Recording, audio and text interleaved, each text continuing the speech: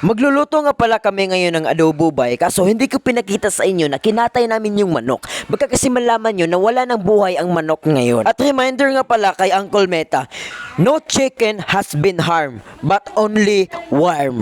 Pagkatapos nga pala naming hubaran ng balahibo yung mga chickens kanina, hindi ko na nabilang kung ilang nga bang balahibo ang sinusuot nila habang sila ay nabubuhay pa sa mundo. Kung inyo nakikita ngayon, dinabdaban namin yung manok. Yung dinabdaban ay parang sinunog kaunti. Necessary talaga na sunugin yung manok kasi merong mga atomic na feathers na hindi nakikita mismo ng ating mga naked eyes. Kaya ang apoy na lang ang bahala na tumanggal sa mga atomic featheristic particles na yan. Tsaka kung napapansin nyo, ginamitan ko yan ng extension wood. Sa sobrang init kasi, baka magmukha tayong sunog na manok dyan. Masunog ba yung mga atomic feathers natin? Kasali na, pati na, may tendency, masunog yung bulbul natin. Tapos na tayo sa pagsunog sa manok. Dito na naman tayo sa paglilinis. Ito guys, pagkatapos natin dabdaban nyo sa kalayo yung natin, yung manok. Sa sabunan natin para mawala yung yung mga amoy.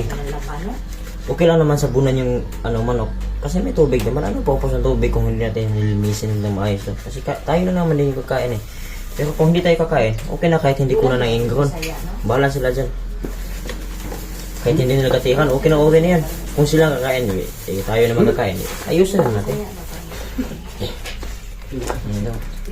Dapat sabunan natin para mawala yung mga yung mga itim. Yung sunog ng mga balat. Kasi dinabdaban nga natin, di ba? Nasunog yun. Ito, linisin natin. Okay. Good. Tapos mamaya, itong tinatawag na batikulon, hahatiin natin ito para makuha yung mga iti, yung mga dumi, yung mga tae. Okay na.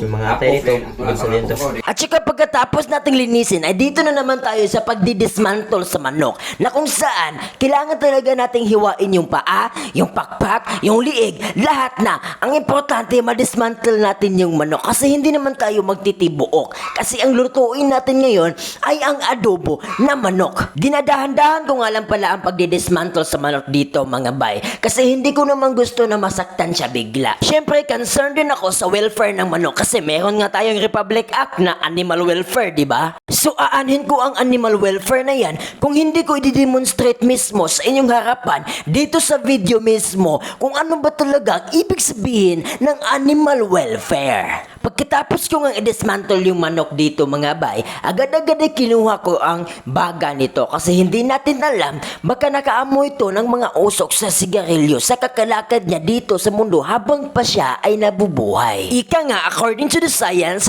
mas malala pa ang sasapitin ng second-hand smoker kaysa sa first-hand smoker na siya yung nakakalanghap ng usok ng sigarilyo. Paano kung nakain natin yon? Malala, overload yung sasapitin natin kasi tayo yung third-hand smoker. At nandito na nga tayo sa parte na kung saan dinismantle overload ko na yung chicken. Tinadtad ko ng tinadtad hanggang sa magkahiwalay na hindi naman na-recognize na chicken pa ba to or dinosaur. At for more information, hindi ko na nabilang kung ilang tadtad ba ang nagamit ko dyan. At hindi ko na rin nabilang kung ilang piraso na nga ba ang manok dyan. Sa party na to ay meron akong mahalagang ipapakita sa inyo na kung saan kung mag-iihaw kayo na manok ay dapat nyo talaga itong tanggalin o baka makain nyo to kasi sobrang langsa nito. At saka nga pala, kukunin natin ito. Yung dito. Ito. Kasi ito yung malangsa dito. Tinuro ko kasi sa akin ito ng working student pa ako. Yan. Yung yellow na yan. Nakita nyo? Yan yung malangsa. Dapat kunin natin yan. Tapos ito, ginanato ko yung mukha niya. Kinuha ko yung sungo.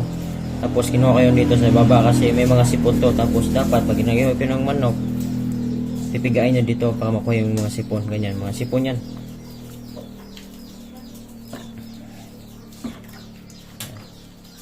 Para malinis yung pagkakagawa na. At ito na nga pala yung kinalabasan ng tinadtad ko ng mga chicken na parang tinamaan talaga ng world cutting slash ni Sukuna. Kung hindi nyo na-relate yung sinabi ko na world cutting slash, panoorin nyo na lang sa anime na Jujutsu Kaisen. Sa part na to ay hinati ko na yung batikulon or sa inyo sa Tagalog, baka bituo ka to. Ito kasi yung lalagyan ng mga dumi ng manok na kung saan pwede ring makain.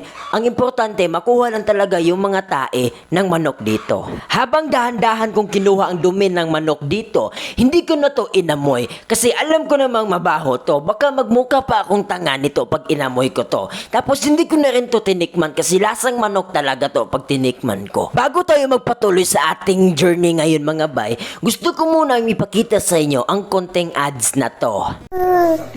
Dali, dali.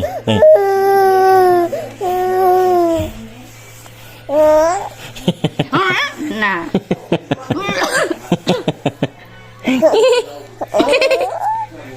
Lebih ambil balik kan. Stand. At saka kumuha na nga pala tayo ng mga panakot na isasalin natin sa pag-aadobo ng manok.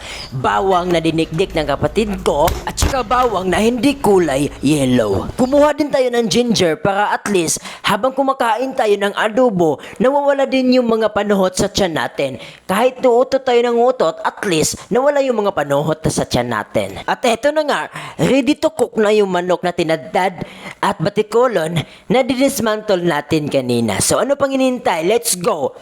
Ang ginawa namin dito ay pinakuluan namin yung manok pero hindi namin nilagyan ng sabaw. Mismo lang yung tubig sa mismong katawan niya ang magiging sabaw niya para matuyo talaga yung manok dito na aadubuhin natin. Siyempre, hahaluin natin ang hahaluin hanggang sa matuyo talaga yung buong manok na nandito sa kalahan natin ngayon mga bay. Ang purpose nga pala nito ba ay matanggal yung sangsang or langsa ng manok. Kaya halu-haluin talaga hanggang sa matuyo tapos ito na yon at kukunin na natin sa kalaha para mag-proceed na tayo sa second process ng pagluluto. Nilagyan na nga pala namin ng oil ang kalaha dito tapos hinintay na lang namin na maboil ang oil na to para ilagay na namin yung chicken. Nang na-boil na ito, nilagay na namin yung mga panakot. At hinalo-halo namin hanggang sa medyo maloto at bumango. At kasunod nito ay ang paglagay namin ng manok dito. Hinalo-halo namin yung manok dito hanggang sa medyo pumula.